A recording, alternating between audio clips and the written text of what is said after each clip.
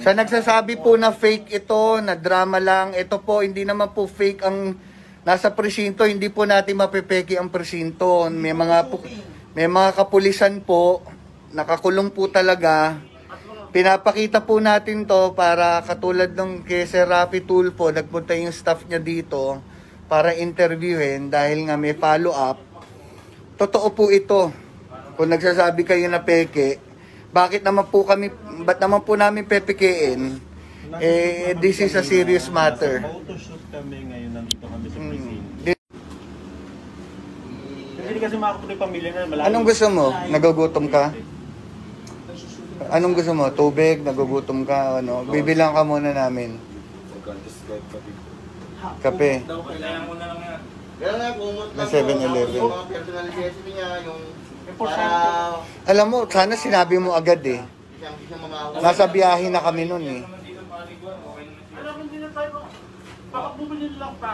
Bibili na lang.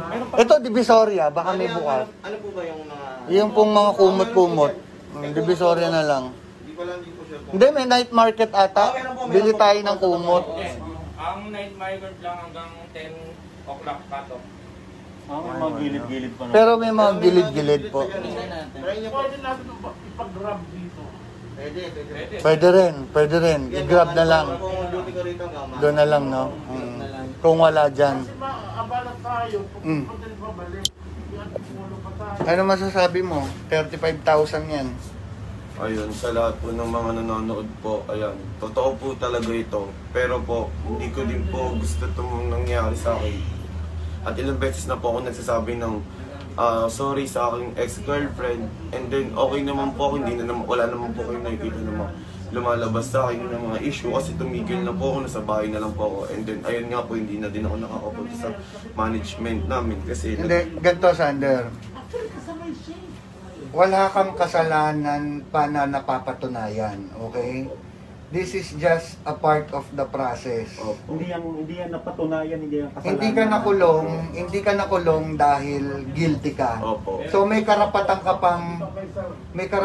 pang patunayan sa korte kung nagkasala ka talaga o hindi. Opo. Okay? Pero sa 42,000 na nanonood, kung mapatunayan na totoo ka nagkasala, wala na kaming magagawa. Wala na. Ito na yon. Wala na. Kasi batas na to eh. Batas na. Okay, so kayo po, guys, sa mga nanonood po, magpapasko na po. Ito po, Sanderford is paying the consequences, paying the pinagbabayaran niya na ang kasalanan niyang, kung may kasalanan man siya, pero bigyan po natin siya ng chance na kung madepensahan niya yung sarili niya. Tanggal lang ako naman. Okay. Sa totoo lang, guys, sinabi ko po sa inyo na ako tatanungin kanina, ayoko na talaga eh. Ayoko nang tulungan to. Sa totoo lang ito, sasabihin ko sa iyo, ayaw na kitang tulungan. Kami ni Vince, ayaw na. Pero si Petit nagsabi, tulungan natin, boss.